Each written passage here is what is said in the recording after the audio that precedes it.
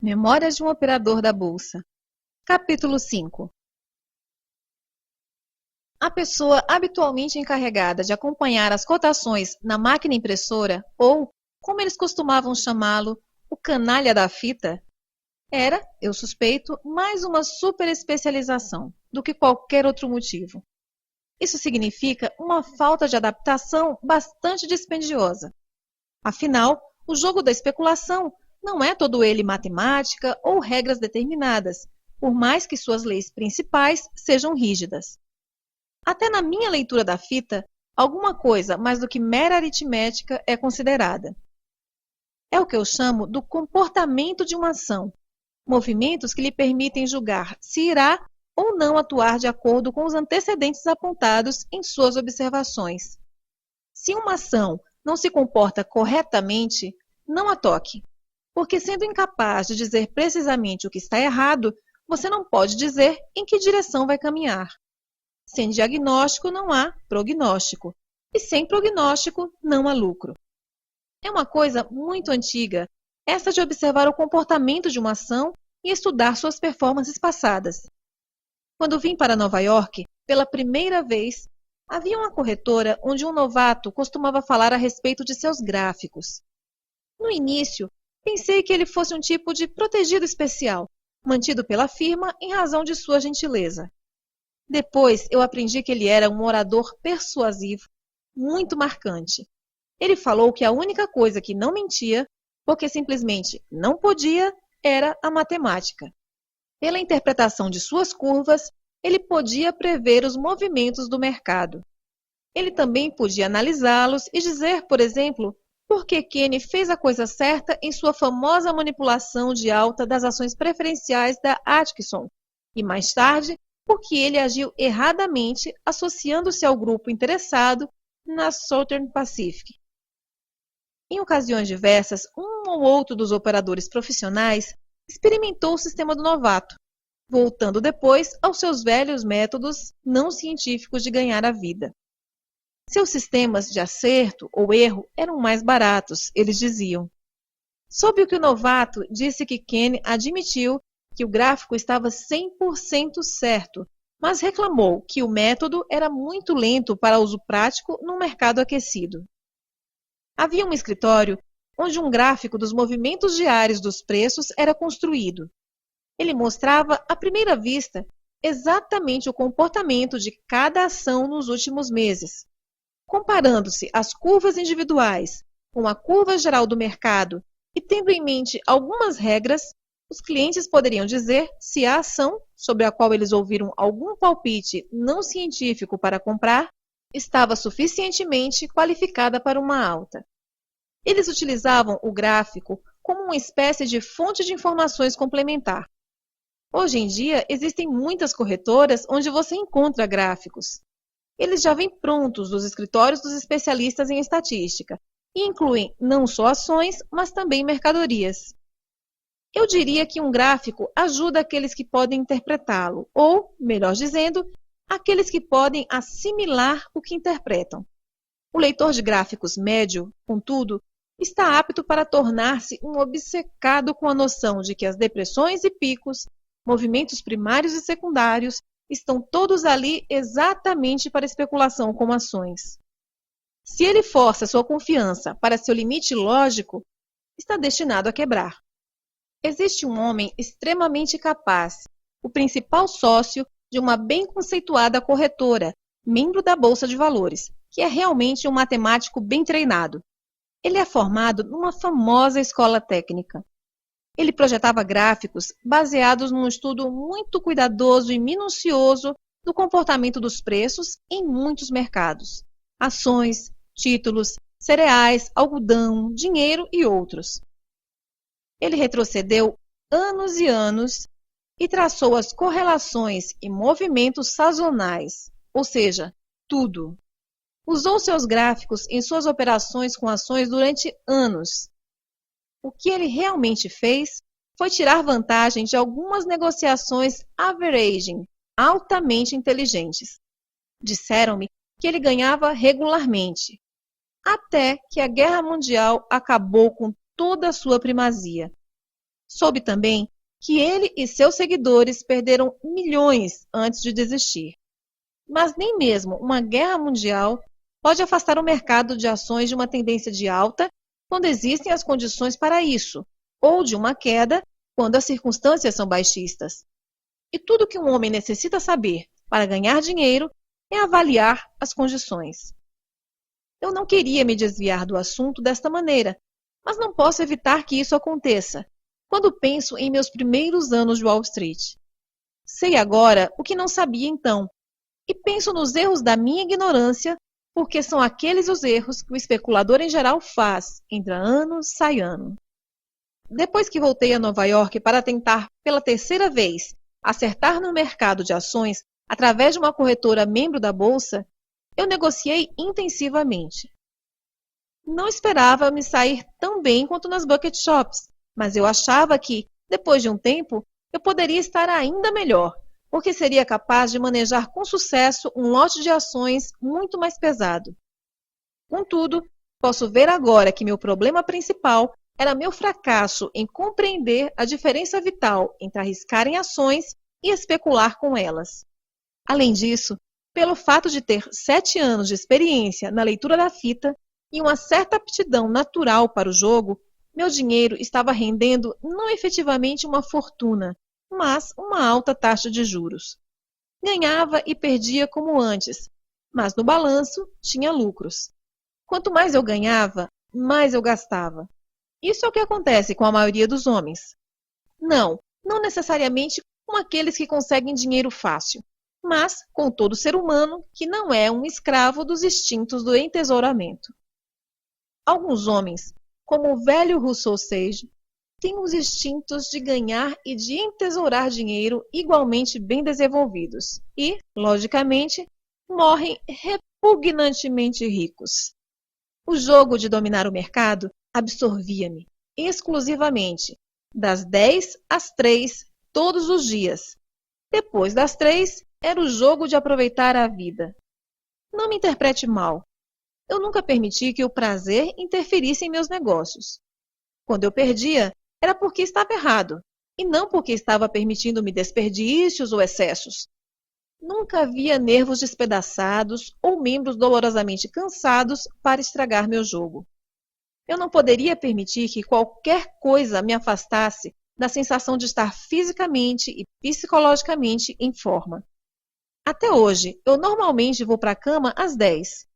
Quando jovem, nunca fiquei acordado até altas horas, porque não poderia fazer negócios adequadamente sem dormir o suficiente. Eu estava acima do ponto de equilíbrio, e este é o motivo pelo qual eu não achava que havia qualquer necessidade de me privar das boas coisas da vida. O mercado estava sempre ali para proporcioná-las. Eu estava adquirindo a confiança que vem para o homem que possui uma atitude profissional e serena com relação ao seu próprio método de conseguir pão e manteiga para ele mesmo. A primeira mudança que fiz em meu jogo foi na questão do tempo. Não poderia esperar que o fato certo realmente acontecesse e então ganhar 1 ou 2 pontos como eu fazia nas bucket shops. Tinha que começar muito antes, se quisesse ganhar com as flutuações no escritório da Fullerton. Em outras palavras, tinha que estudar o que iria acontecer. Tinha que antecipar os movimentos das ações. Isso soa como um estúpido lugar comum, mas você sabe o que eu quero dizer. Esta foi a mudança em minha própria atitude em relação ao jogo, que foi de suprema importância para mim. Ele me ensinou, aos poucos, a diferença essencial entre apostar nas flutuações e antecipar os inevitáveis avanços e declínios dos preços, entre arriscar e especular. Tive que antecipar em mais de 1 hora meus estudos do mercado, o que era algo que eu nunca teria aprendido a fazer nem nas maiores bucket shops do mundo. Interessei-me por relatórios das negociações, ganhos das estradas de ferro e estatísticas comerciais e financeiras. Logicamente, eu adorava negociar pesadamente, e eles me chamavam de garoto especulador, mas eu também gostava de estudar o movimento dos preços. Nunca achava que alguma coisa era aborrecida, se podia ajudar-me a operar de maneira mais inteligente. Antes de poder resolver um problema, tenho que expô-lo para mim mesmo. Quando eu acho que encontrei a solução, Tenho que provar que estou certo. Conheço a única maneira de prová-lo, e esta é com meu próprio dinheiro. Lento como foi meu progresso, olhando agora, acredito que tenha aprendido o mais rápido que pude, considerando que no final das contas eu estava ganhando dinheiro. Se tivesse perdido mais constantemente, talvez isso houvesse me estimulado a estudar mais continuamente. Certamente teria mais erros para analisar, mas não tenho certeza de qual seria o exato valor de minhas perdas, já que se tivesse perdido mais, teria necessitado de mais dinheiro para testar os aperfeiçoamentos dos meus métodos de negociação. Estudando minhas jogadas vitoriosas no escritório da Fullerton, descobri que, apesar de estar constantemente 100% certo no mercado, ou seja, em meu diagnóstico das condições e da tendência geral, não estava ganhando tanto dinheiro quanto os meus acertos me permitiam. Por que seria? Havia muito para aprender sobre a vitória parcial, tanto quanto sobre a derrota. Por exemplo, eu tinha a expectativa de bons negócios no início de uma alta do mercado e tinha bancado minha opinião através da compra de ações. Seguiu-se um aumento no preço, como eu tinha claramente previsto. Até aí, tudo bem. Mas o que mais eu fiz? Ora, escutei os mais velhos, reprimi minha impetuosidade juvenil, convenci-me a ser prudente e jogar com cuidado, moderadamente. Todos sabiam que a maneira de se fazer aquilo era liquidar a posição, realizando os lucros e comprando de volta as ações quando os preços baixassem. E isso foi exatamente o que eu fiz, ou melhor, o que tentei fazer. Sempre pegava os lucros e esperava por uma redução dos preços, que vinha. E via minha ação subir 10 pontos mais, enquanto estava eu ali, sentado, com meu lucro de 4 pontos, seguro em meu bolso conservador. Eles dizem que você nunca fica pobre quando fecha sua posição para realizar seu lucro. Não, você não fica. Mas também não fica rico com um lucro de 4 pontos no mercado altista. Onde eu deveria ter ganho $20.000, ganhava apenas 2.000. Isso foi o que meu conservadorismo fez por mim. Quando descobri que estava ganhando apenas uma pequena porcentagem do que poderia, descobri também uma outra coisa, que os tolos se diferenciam entre si de acordo com seu grau de experiência. O principiante não sabe nada e todos, incluindo ele mesmo, sabem disso. Mas aquele que está no segundo grau pensa que sabe muito e faz os outros pensarem desta maneira também. Ele é o tolo experiente, que estudou, não o mercado propriamente dito, mas algumas observações sobre o mercado, feitas por tolos pertencentes a um grau ainda mais alto. O tolo de segundo grau sabe como evitar perder seu dinheiro, e algumas das situações que surpreendem o inexperiente principiante. É o semitolo, mas quer o 100% dos outros, que é o suporte real das corretoras. Ele dura em média aproximadamente 3 anos e meio, enquanto o estágio inicial tem duração de 3 e 30 semanas, e é a vida normal de um pecador iniciante em Wall Street. É o semitolo que naturalmente está sempre citando os famosos aforismos de negócios e as diversas regras do jogo. Ele conhece todas as proibições pronunciadas pelos oráculos mais velhos, exceto a principal, que é não seja um tolo. Este semitolo é o tipo que pensa que já alcançou o juízo, porque adora comprar nos declínios do mercado. Espera por eles. Ele mede suas vantagens pelo número de pontos que seu preço de venda está do preço máximo. Em mercados fortemente altistas, o tolo comum honesto, completamente ignorante a respeito das regras e antecedentes, compra cegamente porque tem esperança nos preços, carrega todo o seu dinheiro, até que uma vigorosa mudança nos preços carrega todo o seu dinheiro com um golpe cruel. Mas tolo cuidadoso faz o que eu fazia, quando achei que estava jogando o jogo de maneira inteligente, de acordo com a inteligência dos outros. Eu sabia que precisava mudar meus métodos de bucket shops e achava que estava resolvendo o meu problema com qualquer mudança, particularmente umas que associava elevadas quantias aos operadores experientes entre os clientes. A maioria deles, vamos chamá-los de clientes, é parecida. você encontra bem poucos que podem verdadeiramente dizer que Wall Street não lhes deve dinheiro. No escritório da Fullerton, havia o grupo comum de clientes, de todos os graus. Sim, havia um velho sujeito que não era como os outros. Para começar, ele era um homem bem mais velho. Outra coisa era que ele nunca deu conselhos voluntariamente e nunca gabou-se de seus ganhos. Era ótimo em escutar os outros com atenção.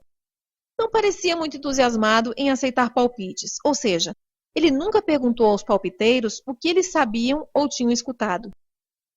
Mas quando alguém lhe dava um palpite, ele sempre agradecia ao informante muito educadamente. Algumas vezes, ele agradecia novamente, quando a informação era boa e lhe tinha rendido algum dinheiro. Mas, se as coisas não saíam bem, ele nunca se queixava. Assim, ninguém podia dizer se ele havia seguido a informação ou tinha deixado passar. Havia uma lenda no escritório de que o velho jogador era rico e podia negociar grandes lotes, mas ele não estava contribuindo muito em comissões para a firma, pelo menos não que alguém pudesse ver. Seu nome era Partridge, mas pelas costas apelidaram-no de Peru, porque ele tinha um peito largo e tinha o hábito de andar afetadamente pelas diversas salas com a ponta de seu queixo apoiada sobre o peito. Os clientes, que estavam todos ávidos por serem empurrados e forçados a fazer coisas com o propósito de jogar a culpa por seu fracasso em cima dos outros, costumavam dirigir-se ao velho Partridge e dizer-lhe o que um amigo de um alto dirigente de uma empresa tinha lhes orientado para fazer com relação a determinada ação. Eles lhe diriam o que não tinham feito com relação à informação, para que o velho lhes dissesse o que deveriam fazer. Mas, quer o palpite que tivessem fosse para comprar ou vender, a resposta do velho sujeito era sempre a mesma. O cliente terminaria o discurso perplexo e perguntaria: "O que você acha que eu devo fazer?"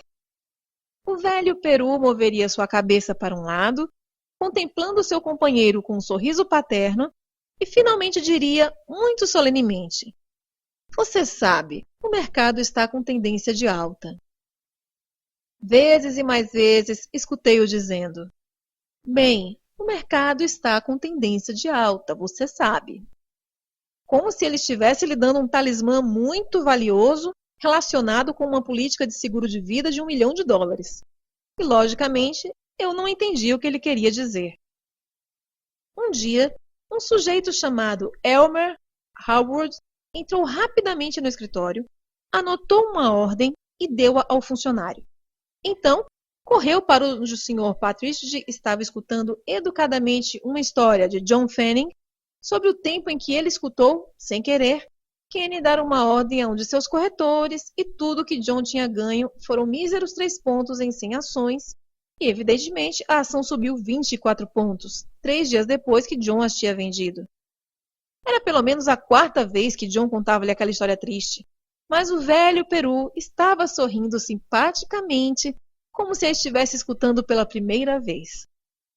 Bem, Elmer dirigiu-se ao velho homem, sem nenhuma palavra de desculpas para John Fanning, perguntando: "Sr. Partridge, eu acabo de vender minhas Climax Motors. Meu pessoal diz que o mercado está propício para uma queda de preços e que poderei comprá-las de volta a um menor preço. Então é melhor que você faça o mesmo, ou seja, se você ainda está com as suas." Elmer olhou com desconfiança em direção ao homem para o qual ele havia dado a sugestão original para comprar. O boateiro amador, ou gratuito, sempre pensa que possui o destinatário de seus palpites de corpo e alma, mesmo antes de saber em que resultarão seus palpites.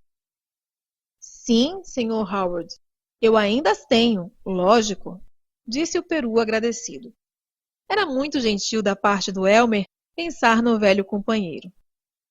"Bem, agora é a hora de agarrar seus lucros e comprar novamente no próximo declínio", falou Elmer, como se ele acabasse de ter deixado escapar o sinal para o velho homem. Sem perceber agradecimento entusiástico na face do beneficiário, Elmer continuou: "Acabei de vender todas as ações que eu possuía." Por sua voz e maneiras, você teria conservadoramente estimado que ele havia vendido 10.000 ações. Mas o Sr. Partridge Sacudiu sua cabeça com pesar e queixou-se. Não posso fazer isso. O quê? Exclamou Elmer. Simplesmente não posso, falou o Sr. Partridge. Ele estava bastante embaraçado. Não lhe dei o palpite para comprar as ações? Você deu, Sr. Howard, e estou muito agradecido. De fato estou, mas... Espere um pouco, deixe-me falar. E aquela ação não subiu 7 pontos em 10 dias? Não subiu? Subiu, e estou muito reconhecido a você, meu garoto. Mas eu não posso pensar em vender esta ação. Você não pode? Perguntou Elmer, começando a parecer confuso. É um hábito de muitos boateiros escutar as informações alheias. Não posso. E por que não? Elmer aproximou-se. Porque este é um mercado altista. O velho sujeito falou aquilo como se tivesse dado uma longa e detalhada explicação. Está certo, falou Elmer, parecendo zangado por causa do seu desapontamento. Sei que este mercado está com tendência de alta, tão bem como você sabe, mas seria melhor se você se livrasse dessas suas ações e comprasse novamente na queda. Você poderia, assim, reduzir os custos para você mesmo. Meu prezado garoto, falou o velho Partridge com uma grande angústia. Meu prezado garoto, se eu vendesse aquela ação agora, perderia minha posição. E então, onde eu estaria? Elmer Howard levantou as mãos, sacudiu a cabeça e andou em minha direção, como que para conseguir simpatia. Você pode entender? Ele me perguntou com um sussurro alto o suficiente para que todos escutassem. Perguntei a você. Não falei nada. Então, ele continuou. Dou-lhe uma sugestão para a Climax Motors. Ele compra 500 ações, consegue um lucro de 7 pontos e eu lhe aviso para sair e comprar de volta na queda, que já está atrasada. E o que ele responde quando eu lhe digo isso? Ele fala que se vender vai perder seu trabalho. O que você sabe a respeito disso? Desculpe-me, Sr. Howard. Eu não falei que perderia meu trabalho, interrompeu o velho peru. Disse que perderia minha posição. E quando você for tão velho quanto eu, tiver atravessado tantas explosões de alta e pânicos de venda, você saberá que perder sua posição é uma coisa que uma pessoa não se pode permitir, nem mesmo John Rockefeller. Espero que a ação fique barata e que você seja capaz de recomprar seu lote com vantagens substanciais. Mas eu mesmo somente posso negociar de acordo com a minha experiência de muitos anos. Paguei um alto preço por isso e não quero jogar fora um dinheiro que ganhei com muito custo. Mas estou reconhecido a você como se tivesse esses ganhos em minha conta. É um mercado altista, você sabe. E ele se foi, pavoneando-se, deixando Elmer aturdido. O que o velho Partridge falou não queria dizer muito para mim. Até que comecei a pensar a respeito de minhas próprias e numerosas falhas em fazer tanto dinheiro quanto eu esperava, estando posicionado de maneira tão correta no mercado em geral. Quanto mais eu estudava, mais eu percebia o quão sábio era aquele velho. Ele tinha evidentemente sofrido do mesmo defeito nos seus dias de juventude e conhecia suas próprias fraquezas humanas.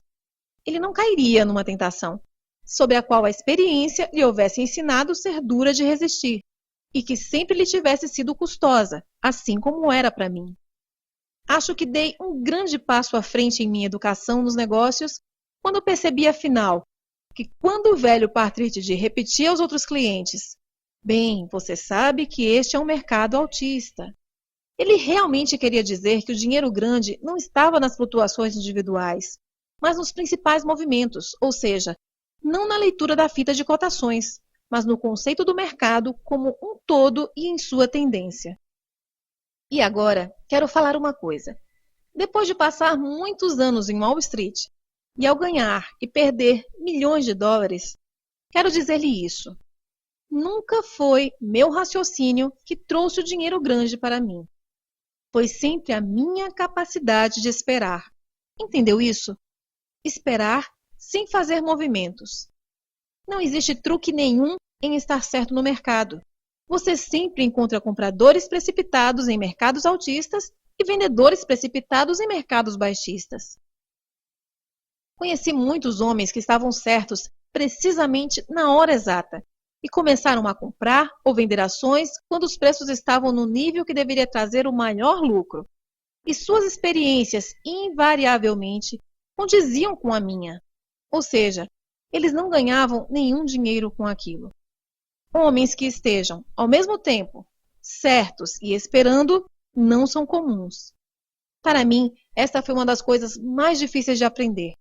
Mas é apenas depois de compreender isso profundamente que um operador de ações pode ganhar dinheiro grande.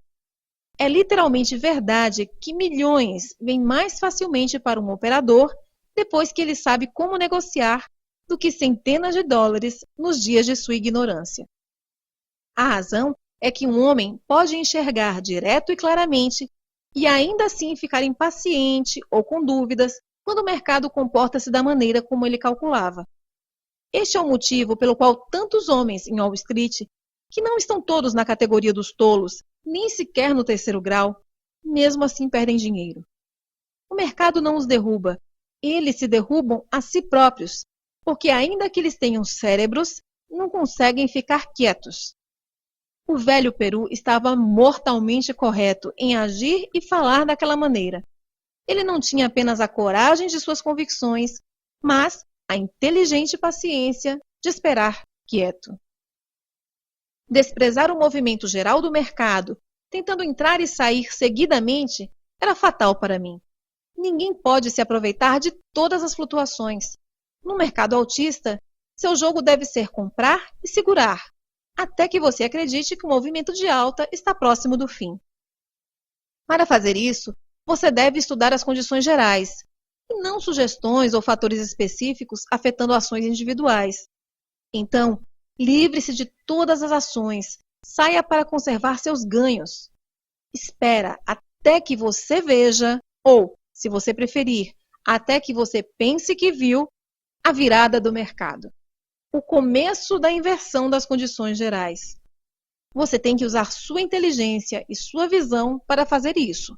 Caso contrário, meu aviso terá sido tão estúpido como dizer a você para comprar barato e vender caro. Uma das coisas mais úteis que alguém pode aprender é desistir de tentar agarrar o último oitavo, ou o primeiro. Estes são os oitavos mais caros do mundo. Eles custaram aos negociantes de ações, no agregado, milhões de dólares, suficientes para construir uma rodovia cruzando o continente. Uma outra coisa que reparei, estudando meus planos no escritório da Fullerton, depois que comecei a operar mais inteligentemente, foi que meus negócios iniciais raramente me mostravam uma perda. Aquilo, naturalmente, fez com que eu decidisse começar grande. Deu-me confiança em meu próprio julgamento antes de eu permitir que este fosse prejudicado pelo conselho dos outros, ou até mesmo por minha própria impaciência algumas vezes. Sem fé em opiniões, ninguém pode ir muito longe nesse jogo. Isso tem relação com tudo o que aprendi. Estudar as condições gerais, entrar no mercado com determinada posição e manter-me nela. Posso esperar sem nenhuma pontada de impaciência. Posso ver uma reversão do mercado sem me afligir, sabendo que ela é apenas temporária. Estava vendido em 100 mil ações e vi uma grande recuperação aproximando-se. Calculei corretamente que esta alta, que eu sabia ser inevitável e até mesmo saudável, faria uma diferença de $1 milhão nos meus lucros com a ação. E ainda assim, oportunamente, eu mantive a posição, vendo a metade dos meus lucros serem eliminados, sem considerar uma só vez a conveniência de liquidar minhas vendas e colocá-las novamente na baixa. Eu sabia que, se o fizesse, poderia perder minha posição, e com ela a certeza de ganhar dinheiro bem maior. São os grandes movimentos que trazem dinheiro grande para você. Se aprendi isso tudo tão devagar, foi pelo fato de ter aprendido pelos erros. E algum tempo sempre decorre entre fazer e perceber o erro, e ainda mais tempo entre perceber e determiná-lo exatamente. Mas, ao mesmo tempo, estava vivendo muito confortavelmente e era muito jovem, então isso não me importava muito. A maioria dos meus ganhos ainda era ganha, em parte, através da leitura da fita, porque o tipo de mercado que tínhamos naquela época prestava-se bastante bem ao meu método. Também não estava perdendo tão constantemente, ou tão irritantemente, como no começo das minhas experiências de Nova York. Não havia do que se orgulhar quando você pensa que estive falido por 3 vezes em menos de 2 anos. E, como lhe disse, estar quebrado é uma função educacional muito eficiente. Não estava aumentando meu patrimônio muito rapidamente, porque não respondia a situações favoráveis todas as vezes. Não me privo de muitas das coisas que alguém da minha idade e gostos poderia querer. Tinha meu próprio automóvel e não via nenhum sentido em economizar nestas coisas que proporcionam uma boa vida, quando eu estava ganhando no mercado. A máquina transmissora de cotações somente parava aos domingos e feriados, como deveria ser. Toda vez que achava uma razão para uma perda, ou o porquê e o como de algum outro erro, adicionava um novíssimo não à minha lista de habilidades. E a melhor maneira de capitalizar minhas habilidades crescentes não era cortando as despesas do dia a dia. Logicamente, tive algumas experiências divertidas e algumas nem tanto. Mas se fosse contá-las todas em detalhes, não terminaria nunca. Na realidade, os únicos incidentes dos quais me lembro, sem fazer nenhum esforço especial, são aqueles que me ensinaram alguma coisa de preponderante valor para os meus negócios, algo que contribuiu para meu estoque de conhecimento do jogo e de mim mesmo.